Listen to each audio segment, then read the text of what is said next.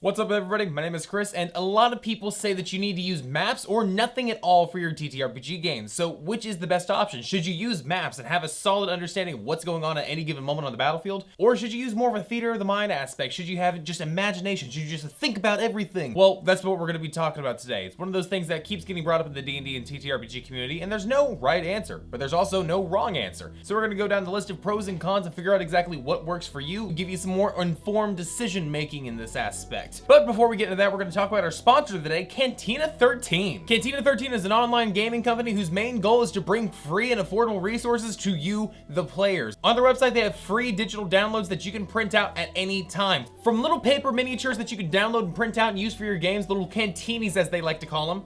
I was holding that upside down. To BBEG stat blocks, to even some one-page RPGs, and this one you can actually play with a single deck of cards. It's called Deck Delvers. So if you want free TTRPG resources that you can print at your own leisure and figure out exactly what you need and just use them when you want to, go ahead and check out Cantina 13. You can check them out at cantina13.com. The link's in the description down below. Go show them some love because they sent me this box, and then the box is really fucking pretty. Like, there's a lot of, and like, look at this. These are like the little orcs and everything that they have right here. Like, this is so fucking cool. I don't think my camera focused, did you? But if you're looking for free TTRPG resources and easily usable things for battle maps and such like that, Cantina 13 is a great way to get free minis without having to break your bank. Now that being said, let's get to the main video. Now the first thing we're gonna be going into is actually battle maps. What are the pros and cons of battle maps? Well, the pros are actually a lot of fun in my opinion. First of which, in my personal biggest pro for this, is you have precise locations for characters and enemies. There's no more, hey DM, how far away are they? They're about 15 foot. What's my movement speed? 35. You just actively look down at this position. You look down at this map and you see exactly where they're at. They are five? No, 3. They're 3 blocks away. They're 3 blocks away, 15 foot's 3 blocks. Whenever you look down on the map, you can just see where everybody is. There's no question of what the hell is going on because you see that this enemy is right here. This player is right here. These are the obstacles around you right there. In any given moment where you're actually describing things and trying to set up a theater of the mind, you have to explain where everything is, but people aren't gonna remember exactly where there's 7 boulders off to the side or there's 3 barrels in the way blocking them off from the BBEG or anything. They're not gonna remember that. They're just gonna know that BBEG, 50 foot away, hit them. Whereas with battle maps, you can actually lay down terrain. You can lay down little markers so you can say that, oh yeah, these are the barrels right here. These are the rocks on this side, and this is where the BBEG is. He's surrounded by a cage. These are things that you can actually showcase and not only tell, but you can show so your players don't actually forget them in the middle of battle, because there's been a dozen times where I've actually sat here and tried to explain what's going on in any given game, and it's been fun, except whenever you have to describe the same fight location 6 times because somebody thought they heard there was a pool of acid off to the side. Like, no, there's not acid. What are you talking about? But also, it's a visual medium that everybody can see, and that's probably the biggest upside here is some people have a hard time describing or figuring out what's going on with just their head. They might try to imagine a location and imagine it as something completely different. If I describe the same location to 3 different people, I know they're gonna get 3 different looks of what they're going for, whereas I know this is the exact look I'm going for. If I'm trying to explain Gothic horror, somebody might think of a traditional Catholic church from France or something like that, whereas another might think of H.P. Lovecraft. Both are great options, but if I'm trying to go for a Gothic horror inspired thing, which is more like Dracula or Frankenstein, there's gonna be 2 tonal differences here. They're gonna be looking at cosmic horror, they're gonna be looking at religious horror, where I'm looking at just classic monster hunting horror. And you know, locations only determine so much. It's about the monsters and how you actually play the locations, but getting the players in that right mindset by having them in that same thought process and location is a really important thing. And sure, you could explain things better, but who has time to explain things better in an explaining type of game? Not me though. But as much as I love battle maps, there are some downsides to how they play out. First off, they're more expensive. They're more cost prohibitive across the board. To get a battle map board itself, it's like 10 bucks, 10 to 15 bucks depending on who you are. That might be stretching it for your budget. And then you have the minis. The minis get so fucking expensive. Whenever I just bought my party of 5 minis, not even just like going custom minis, getting minis just from a game shop that we had just digging around for, it was like 25 to 30 bucks just finding all these minis. I actively ended up buying a 3D printer so I could just print my minis out, and that saved me so much money because I've printed well over 100 minis at this point, and buying those individually would have been like $500 to $1,000 because I've built some pretty hefty mini boys. They're actually really cool. I used a dragon one time and it actually scared the fuck out of them. It was great. And with more pieces also comes more responsibility with cleanup. When it comes down to setting things up or tearing them down with minis, it just takes a lot longer. If the party gets into initiative and they had kind of a jive and a roll going where they were actually going through the dungeon pretty well quickly and they had a really nice like flow going with them, and then they get stopped. Not because the game itself is stopping, but because you as the DM have to set up this combat scenario. You have to set up all the little locations that they have to fight through. It could be fun for them. It could be something that gives them that little break where they can go to the bathroom or get drinks or whatever. Or it could just have them sitting there staring at you while you're doing it. You could have things set up beforehand, but then you have to transfer them. It's setup and teardown is a lot more when it comes down to minis, when it comes down to terrain. It's really cool. It's really great getting to see these things actually build up in front of you, or actually fighting within a dungeon. There is some setup and teardown, which is actually a pain in the ass. I don't like using them for the most part because of that. I actually just use a little dry erase board so I can just draw really quickly. Like, here's the 40-foot room, here's the 30-foot room, enemy here, here, here, and here. Put their little minis on those locations. It makes it a lot quicker for me. Not everybody's solution here. Some people really enjoy using the terrain, but that's, you know, something to keep in mind here. Also, storage. Storing these boxes of plastic things or resin things is really cute. They're really nice to have on display on a shelf. Less so whenever they're stuck in boxes and you have just walls lining boxes. Mine are mostly just on a single shelf, back to back, so if I have to pull one out, it's like a claw machine. Reach up, reaching down, trying to grab the correct one without knocking the rest of them over. And I still knock like 3 or 4 of them off, which I end up using those in the game anyway because I'm like, yeah, I could throw a spine devil at him. Ooh, a bone devil. That's nice. Let's use you this time. They are in the Feywild. There should be no demons there. Demon minis fell out, so I knew that was a sign, obviously. And because there's a visual tactical feedback here, you actually have a much more tactical gameplay, which is a pro and a con when it comes to players. They could be more metagamey and wargamey to their encounters. They could see this as mostly a combat thing where they have no other option except kill the things in front of them versus there being any other plethora of options, whether it be talking to them or using spells or trying to find clever solutions. They might just view this as a hack and slash tabletop roguelike game at that point where they just need to kill everything, which is an option, just maybe not the best option at any given moment. I've noticed it locks players into a very specific mindset of we're gonna kill everything. Your party may vary, might just be my parties. It could genuinely just be my parties having fucking murder hobo tendencies, but only when they're devils.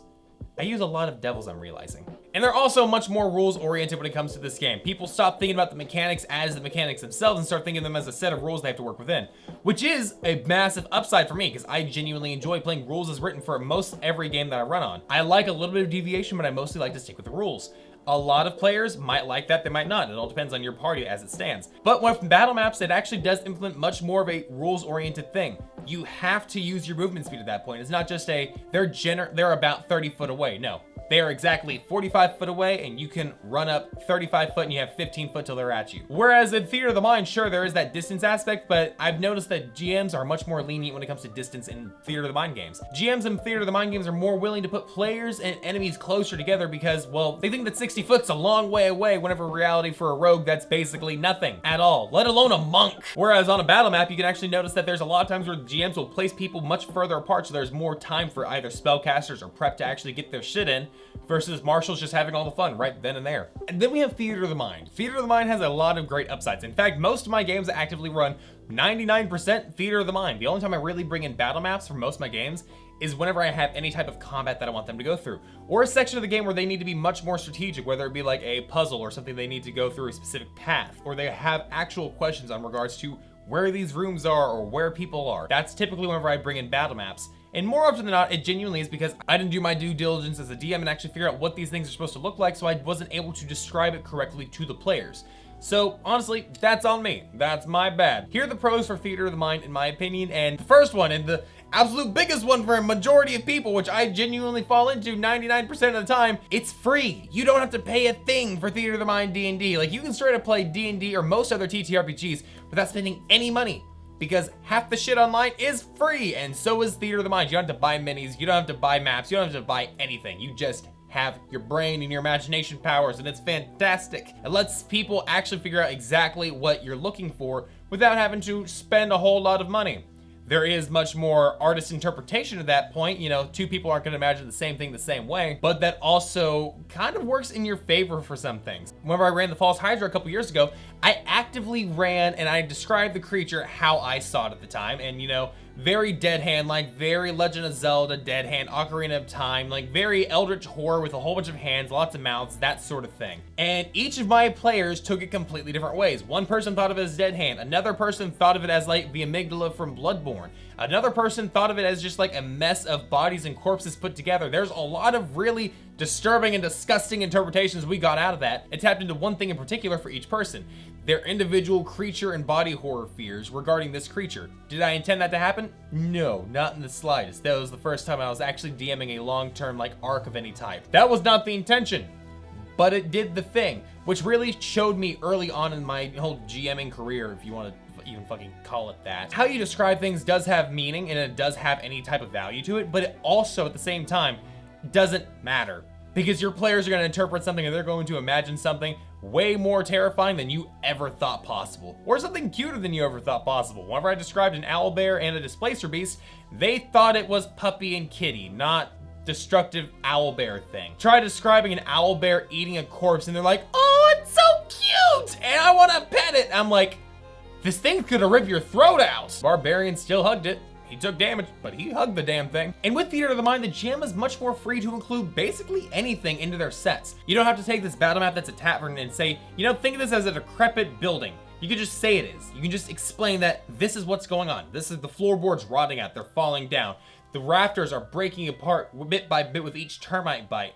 Whereas if you have this battle map in front of you that says Happy-Go-Lucky Tavern, it creates a visual disconnect that your players don't exactly, your brain doesn't exactly take serious at that point. And with that, I've also noticed that players tend to be a lot more roleplay when it comes to a Theater of the Mind type game versus the more war game slash metagaming aspect of battle map players. I've noticed anytime I've took away the battle map and let them just have this Theater of the Mind experience, they've gotten a lot more open with chatting with each other, with talking, and just generally role-playing throughout this role-playing game. Talking with the townsfolk, or even trying to barter and negotiate with people. Even whenever there's like an enemy that's not like aggroed yet, but it's still like there, it's present. There's someone that they could have problems with. They still actively try to talk with them more first off, until you put the battle map down, and then they become more aggro and hostile. It's almost like, for my players at least, now no, your mileage may vary with this, as soon as the battle map goes down and there's a mini down there, it's a target to be fucking murdered. And I don't know if that's just my players or that's everybody, but that's something I've really noticed, is that Theater of the Mind really allows these players to kind of like branch out in their role play more, and they feel more open and less reserved when it comes to these things. Obviously, shy people are still gonna be shy, and extroverts are still gonna try to like take over conversations there. But like, I feel like it's a lot easier at that point to kind of get people into the aspect or into the mind of their characters, and it's really worked out really well on my side and my aspects of my party. So, you know, maybe try that out. Theater of the Mind might help you out if you're having any problems with your players role-playing at all. And the last pro I actually have written down over here, unless I go tangent again, is that Theater of the Mind leads to much more fluid and more open combat. Like I said before with the battle maps videos, it's much more rigid when it comes to the rules and like distance and stuff. Theater of the Mind is much more open. It lets your players really interpret the rules how they want to. Not necessarily how they want to. Let the GM interpret the rules how they want to, because the GM interprets the rules. The players just say, I want to do this, and we explain what the fuck they're doing. But it lets it be much more open to interpretation from the GM's perspective. Don't want to call it GM gaslightiness. You have more leeway to fudge the numbers, so your players can have more fun. You're not limited strictly to how everything actively is, and you can be more open to interpretation. Maybe this person has been slowly creeping forward and they haven't noticed because their passive perception was so low. They were trying to get close enough for a sneak attack because that was a rogue that they were fighting.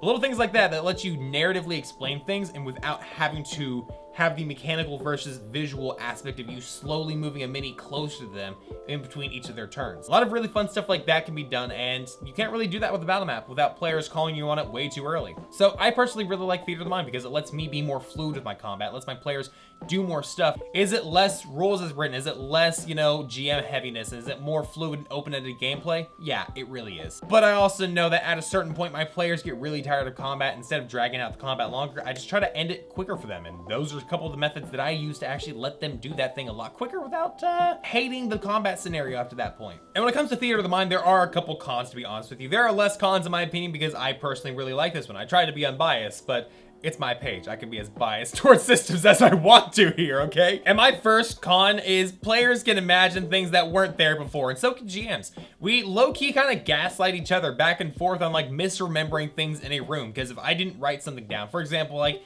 they go into a brand new tavern, and I forget to write everything down. I say Craig's manning the bar at this point.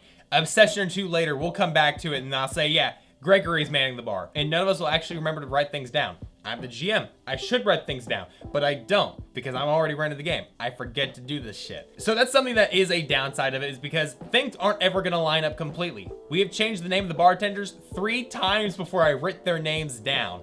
It was hilarious. So either A, there's 3 bartenders just out in the abyss somewhere, and you're not even sure where they're at here, or this person has 3 middle names and we're not sure which one's the real middle name that he likes using. With Theater of the Mind, you need to be much more intentional when it comes to writing things down and actually keeping track and records of what you actively have going on. For the most part, I and my party does not do that. We just don't do that in the slightest. We let things just kind of float as they may, and if we remember it, fantastic. But if we don't, it sucks to suck, I guess. Another thing is player positioning and enemy counts.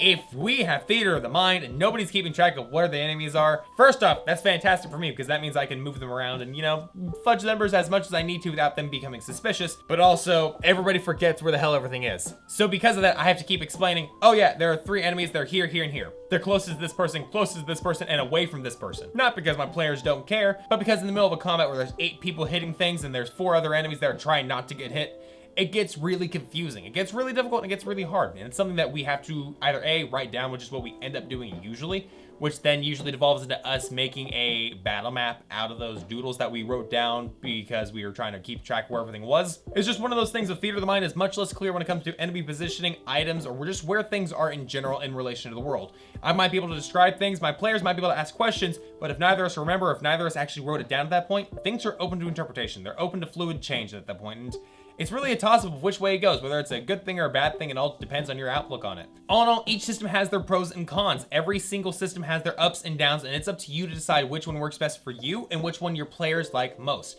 Personally, I run a combination. I run a Theater of the Mind for basically everything until it comes to combat. On one of my games, it's all Theater of the Mind. There's not a single bit of battle map there. In another game, I have about a 50-50 spread because they like battle maps for, you know, traveling and for like random encounters and stuff like that. But they also really like just Theater of the Mind for whenever they're out and about during a town.